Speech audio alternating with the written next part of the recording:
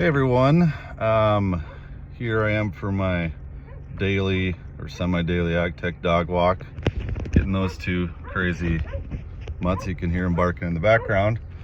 Thought I'd talk through a little more of something I saw today, the Friday before I head to San Francisco for World AgTech, which will be ripe with weird sentiment due to some of the more recent news of like the report I talked about yesterday in, terrible AgTech adoption. And then there's the Ag Funder put out a 49% reduction in funding or something for agri-food groups, which isn't surprising. I mean, lab grown meat or stuff like that is needs some work, or the food delivery stuff. I mean, I think it's novel ideas and needs more development. And I mean, if they can copy exactly what a steak or hamburger is, like to the cellular level, like, I mean, I could do some crazy stuff, but that's a whole nother subject.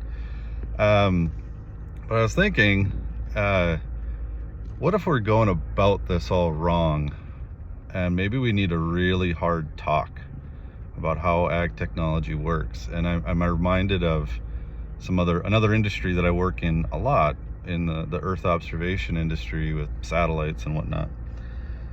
Well, there's all that data up there, and we're trying to do stuff on the farm, but you got to think of how these things actually exist. EO is basically alive because of government contracts. From the military or for other purposes, environmental, whatnot. Like 90% of all money in EO is from government contracts or things of that nature. It's quite wild. Yeah, it's a thriving industry in its own realm, has its challenges, but they're government contracts. I think of construction even.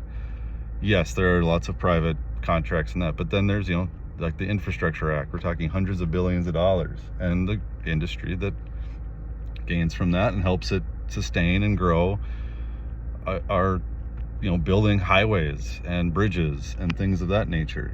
Government contracts to support infrastructure. What if that's how we need to look at ag tech? It becomes an infrastructural part, not saying, oh, here's a bunch of necessarily free money, subsidized stuff. But then again, ag is very much that way now with crop insurance and other programs.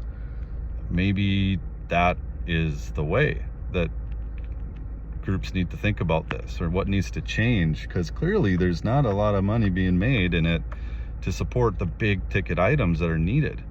It takes so much private money and funding, and that's happened, and it still hasn't resulted in what was hoped for, because the dynamics of what it is are oddly crazy. Look at windmills or green energy, solar panels. A lot of it is subsidized, or there's government contracts to fill in these, both things of that nature. Maybe states need to pick up more. I know, North Dakota, where I'm at, is doing some of that. There's, if I point this way, the Grand Farm by that tower, I don't know if you can see it, it's right over there. There's a big government grant part of that's keeping that going.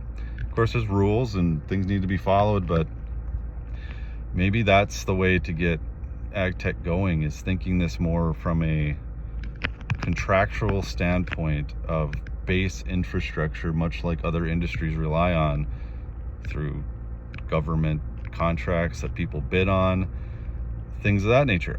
Otherwise, I don't know how else it really is gonna pan out. There's gonna be a lull in money coming in, and there's a lot of big things that want to be solved, but there's just a limit of what private money can do for that, even from big corporates. They need something that entices them to put more money in these things, and maybe that's through government contracts to solve bigger problems. Maybe that's where some of the climate environmental stuff's going. I don't know, but I think it's worth a conversation to kind of maybe rethink how ag technology works as a whole, as what's integral to infrastructure, much like other industries. And maybe that's the way kind of get out of this lull. And that's a weird conversation. politically, naturally. But maybe, I mean, food safety is a huge thing from the DoD perspective, and there's, you know, that the money engine there, and contractual engineers. It's insane. It's the largest industry in the world. Maybe that's how it changes. You think of it in that way, for securing food and through defense. I don't know. That sounds weird too and crazy. I'm not saying that's a good idea or not. I'm just saying I think we need to rethink a little bit how this all is going, and maybe copy some other industry processes. Of course, that'll take like 10-20 years, so we'll see you then, I guess, next time on that conversation, probably, anyways. But if you're seeing this, and you're going to San Francisco, we'll maybe see you on Monday or so, or Tuesday or Wednesday. If not, I'll be back here doing my dog walk sometime next week, or maybe some things at the show by walking my dogs in some sort of city park or something. Until then.